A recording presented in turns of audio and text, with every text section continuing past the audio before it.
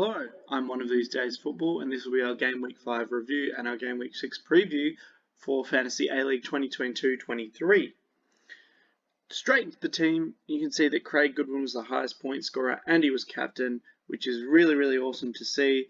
He also got into the Socceroos squad, which was phenomenal, but for us he got 46 points, helping us to a grand total of 134 points, which moved us up to a ranking of 701st out of 13,000 players, which is really good.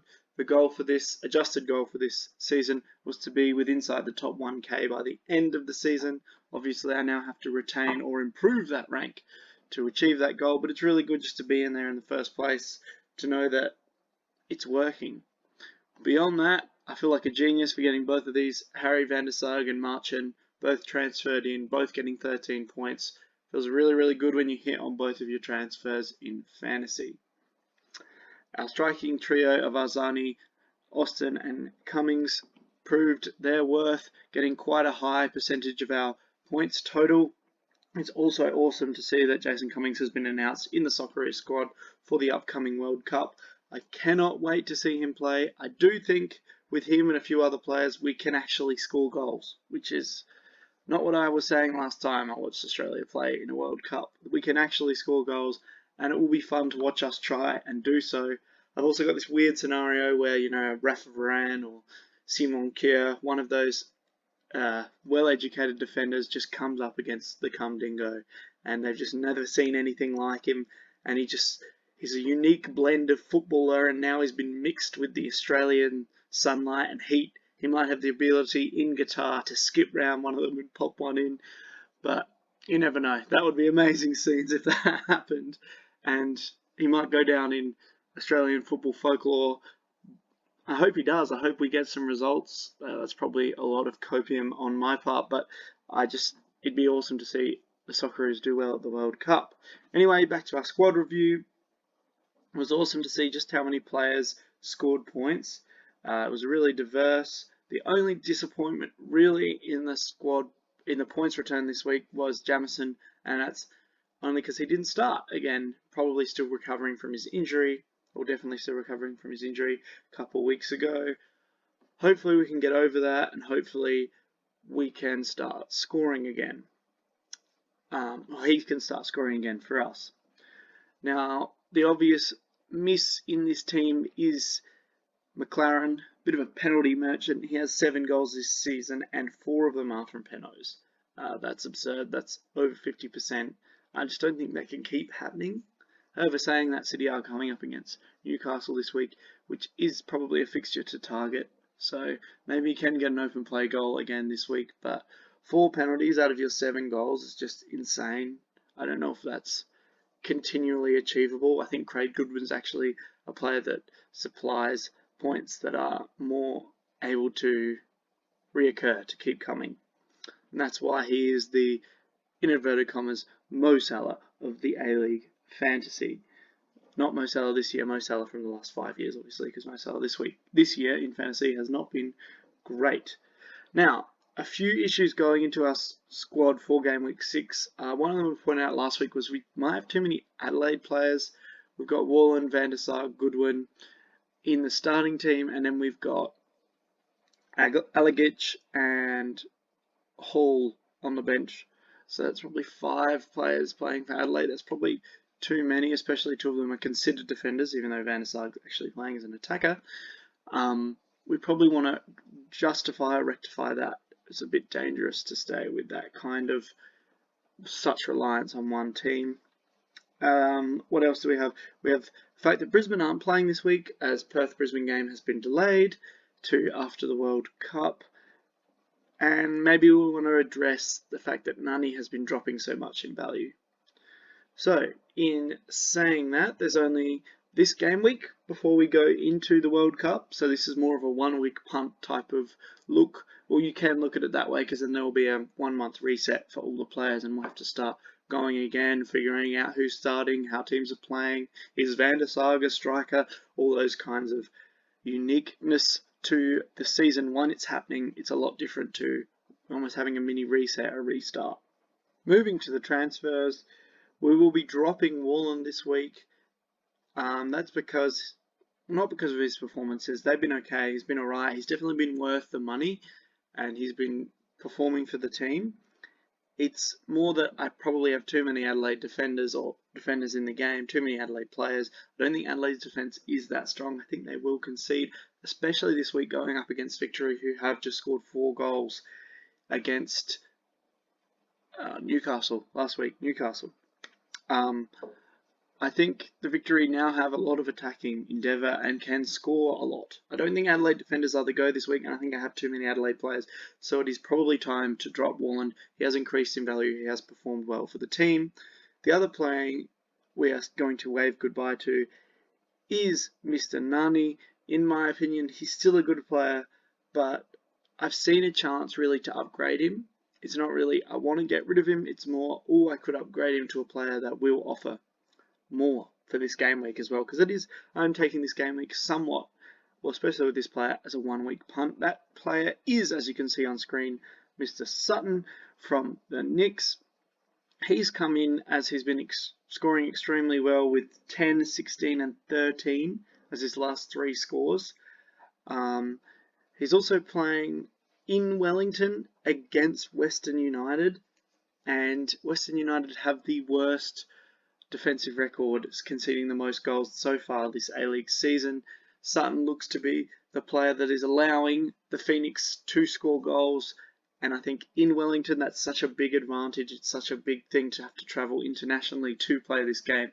Western United look horrible defensively. They're going to have to move their whole squad to New Zealand to play this game. I think it's a really good time to bring in Sutton. I think even if he doesn't score, his value should go up, and I do think he will score. I think he will get a lot of points for us this week. The other transfer in is a bit of a weird one, a bit contradictory to what I just said. It is a Western United defender, and you're going to say, didn't you just say Western United defence is horrible? Yes, I did, and they are horrible.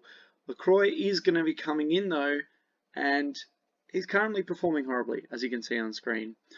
And now the other reason I've chosen him is there weren't very many compatible players at that price range once I had upgraded Nani to Sutton and used leftover funds plus the funds from Warland to get him. There weren't that many funds left over to get a great defender in, and there weren't many that I liked the look of. The only one I could really think was a cheap Sydney defender, because they might keep a clean sheet this week. I don't really know against Western Sydney Wanderers. I don't really know. They might, but I don't really like the long-term experience of that.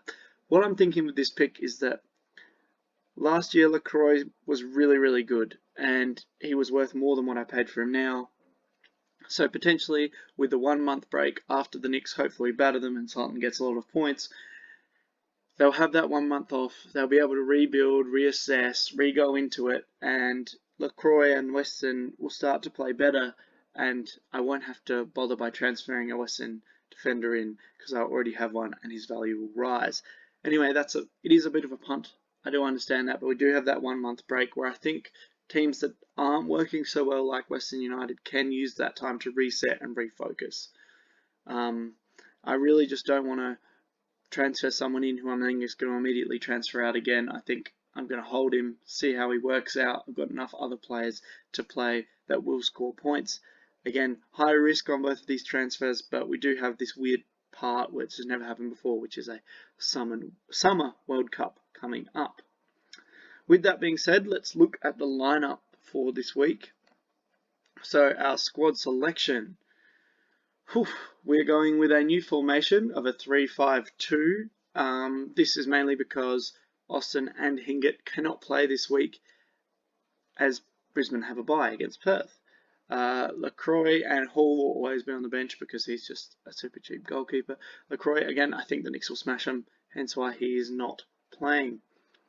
From there, we have the double City defensive combo, essentially, of Glover and Jamison. Hopefully Jamison gets the start, and they are playing against Newcastle, who are very, very bad, in my opinion. And I could see both of them walking out with double-digit hauls each, which is hopefully what we want if Jamison actually gets to start this game.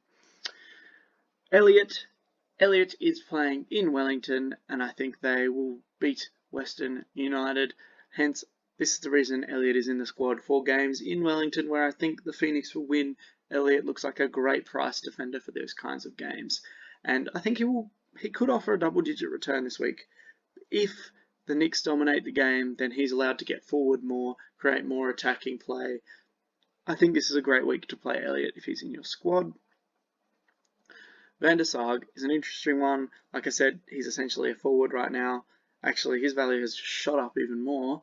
I do have to change that in the future, but his value has shot up even more. He's even more valuable. He's playing as a forward, but last week he did show the issue with playing as a forward is he didn't start. He did get an assist return and did play well, but he didn't start. So hopefully we do get to see him start again this week. I don't know what's going to happen.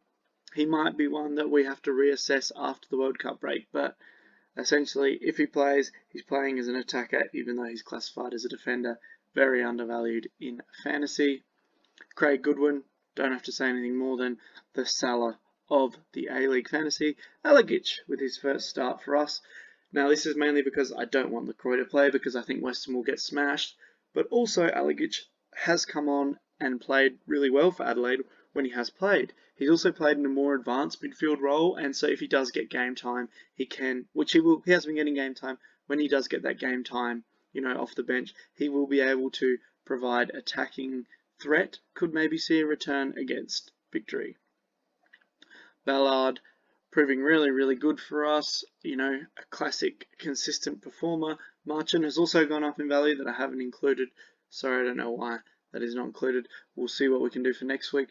Marchand, again, we picked him up last week. Really good performer. I think Victory a good attack. I don't think Adelaide are that good at defending. I think it's a good week to have him. I think him and Ballard offer a lot of points for how much you're paying for them. Sutton, previously spoken about. Think he will pop. Hope he will pop. Hopefully this is the week for him. The two forwards, we have Cummings and Arzani. Obviously we can't play Austin this week, but I think in that Mariners MacArthur matchup, I don't think either of the teams have been defensively that strong. Even though MacArthur got those clean sheets early in the piece, actually they were conceding a lot of shots. I think they were just a bit lucky to keep those clean sheets going, and I think this could be an attacking game. I think both sides have their best players in the attacking half of the field. It was really good to see Quell and Cummings playing for the Mariners, hopefully creating a lot of attacking endeavour. Arzani and a few of the others creating attacking momentum for MacArthur. I think both teams, their best players in the attacking half of the field, and I can see this being a game that's high scoring. I think both teams score in this game. I don't think you want defenders from either for this game. I think Cummings and Arzani are a good two to have. Captain this week, Craig Goodwin. Again, if you've got him in your team, I think you captain him. Also, just a shout out to all of the Aussies for the World Cup. Go the Socceroos. I hope we do well. Craig Goodwin obviously getting his call up along with a couple of the Mariners boys. I think we had 7 total from the A-League going for Australia. Hopefully Qual will get some game time. I'd love to see him play in the World Cup. I think he could do a bit of damage against a team like Tunisia maybe. He could shine. Hopefully we do get to see him play in the World Cup, and then when he gets to move to the Premier League, he gets game time and get to see him play. That'd be awesome for Australian football. Anyway, I've been one of these days football. Have a good week. Hopefully this fantasy week is a good one for us. See you later.